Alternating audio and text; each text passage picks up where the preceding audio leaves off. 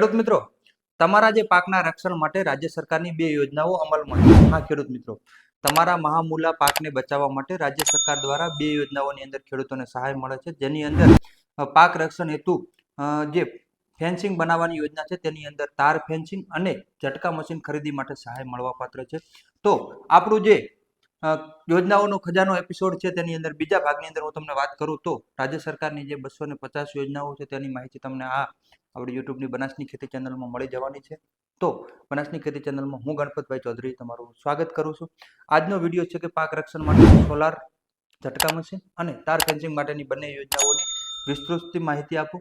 શું ડોક્યુમેન્ટની જરૂર છે, શું ધારાધોરણ છે તેની માહિતી આપું. તો આ યોજનાનો ઉદ્દેશ્ય છે કે વન્ય રખડતા પ્રાણીઓ દ્વારા ખેતરમાં ઊભા પાકને થતા નુકસાન અટકાવવા ખેતરની ફરતે ફેન્સિંગ બનાવે તે ખાતેદારને નાણાકીય સહાય મળવા પાત્ર છે. હવે પહેલી આ યોજનાની વાત કરું તો સોલાર પાવર યુનિટ કિટ એટલે કે ઝટકા મશીન ખરીદી માટે શું છે યોજના. તો આ યોજનામાં કોણ ભાગ લઈ શકે?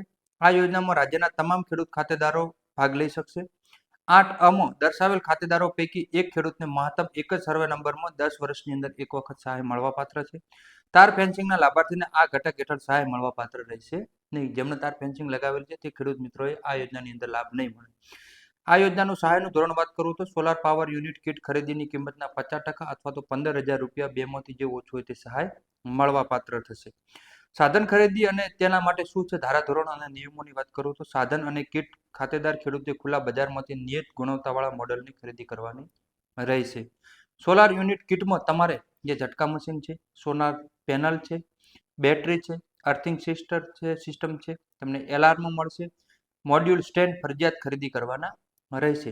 જે મશીન છે તેની અંદર બેટરી અને પાવર સોલાર પેનલ સરકારશ્રીના ઠરાવ મુજબના જ જે સ્પેસિફિકેશન વાળી કિટ ખરીદી કરવાની રહેશે. હવે આ યોજનાની અંદર બીજી જે રાજ્ય સરકારની મહત્વની યોજના છે તાર ફેન્સિંગ માટે, તેની અંદર તમામ ખેડૂત મિત્રોના પ્રશ્ન હતા. અત્યારે આ બંને યોજનાઓ અત્યારે હજી ફોર્મ ભરવાનું શરૂ નથી થયું, પણ લગભગ એપ્રિલ મહિનાના એન્ડની અંદર આ તમામ યોજનાઓની જાહેરાત સરકારશ્રી દ્વારા કરવામાં આવશે. તો આ વિડીયો સેવ કરી રાખજો. અને તેના માટેની વાત કરું તો તાર ફેન્સિંગ યોજનામાં આ યોજના હેઠળ રાજ્યના તમામ વ્યક્તિગત ખેડૂતો અથવા તો જેમની જમીન 2 હેક્ટરથી ઓછી હોય તેવા ખેડૂત મિત્રો ખેડૂત જૂથ બનાવીને પણ આ યોજનાનો લાભ લઈ શકે. એટલે કે તમે વ્યક્તિગત પણ લાભ લઈ શકો છો અને ખેડૂત જૂથ બનાવીને પણ આ યોજનાનો લાભ લઈ શકો છો. હવે આ યોજનામાં સહાય જે તે સર્વે નંબરમાં એક વખત જ મળવા પાત્ર રહેશે. યોજનાના સહાયનું ધોરણની હું તમને વાત કરું તો યોજના અમલીકરણ ઠરાવ મુજબ નિયત થયેલી સ્પેસિફિકેશન મુજબની તાર ફેન્સિંગ બનાવેલ અરજદારને રનિંગ મીટર દીઠ 200 રૂપિયા અથવા તો ખરેખર થનાર ખર્ચના 50% બેમાંથી જે ઓછું હોય તે મુજબની સહાય મળવા પાત્ર રહેશે. હવે યોજનામાં અરજી કરવાની પદ્ધતિની વાત કરું તો અત્યારે આ યોજના માટે અરજીઓ મંગાવવાનું ચાલુ નથી, પણ રાજ્ય સરકાર શ્રી દ્વારા આઈ ખેડૂત પોર્ટલ ઉપર અરજીઓ મેળવવાનું ચાલુ હોય તે સમયગાળામાં ખેડૂતોએ આઈ ખેડૂત પોર્ટલ ઉપર અરજી કરવાની રહેશે. હવે ખેડૂત મિત્રો, મારી તમને એક બીજી પણ વિનંતી છે કે તમે જે તાર ફેન્સિંગ કરતા હોય છે ખેડૂત મિત્રો, તે ખેડૂત મિત્રોને બે હાથ જોડીને વિનંતી છે કે તમે ખેતરની અંદરથી વૃક્ષો ના નીકાળો. જો વૃક્ષ તમે નીકાળશો તો પૃથ્વીનું, જગતનું, સૃષ્ટિનું, ખેતીનું શું થશે?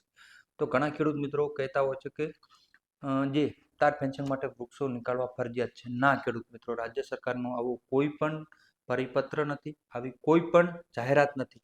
તમે ખેતરની અંદર વૃક્ષ રાખો. અને મારા જે ગામ સેવક મિત્રો છે તેમણે તો મને એવું જણાવ્યું કે અમે ખેડૂતોને વૃક્ષો રાખવા માટે સમજાવીએ છીએ અને વૃક્ષો રાખો, તાર ફેન્સિંગ કરો, પણ તમે જે બિનજરૂરી વસ્તુ છે તે હટાવો. વૃક્ષને ક્યારેય પણ નહીં હટાવતા. છોડ છે, વૃક્ષ છે જે તમને સૃષ્ટિ માટે મદદકારક છે. તો અમારા આ વિડીયો તમે વધુમાં વધુ ખેડૂતો સુધી શેર કરો અને રાજ્ય સરકારની 250+ યોજનાઓ જે ખેડૂતો માટે છે તેના માટે આપણે જાતે મહેનત કરીને એક સંપૂર્ણ ડિટેલથી એક PDF બનાવી છે. આ PDF તમામ ખેડૂત મિત્રોને ફ્રીમાં મળશે, પણ જ્યારે તેમની સરકારશ્રી દ્વારા નવી યોજનાઓ શરૂ થશે એ વખતે તમામ ખેડૂતોને આ જે બુક છે તે મળી જશે. કેમ કે એક વખત કોઈ નિયમની અંદર બદલાવ નથી આવ્યો તે ચેક કરીને અમે તમામ ખેડૂત મિત્રોને આ બુક છે તે PDFના માધ્યમથી પ્રોવાઈડ કરશું. ધન્યવાદ ખેડૂત મિત્રો.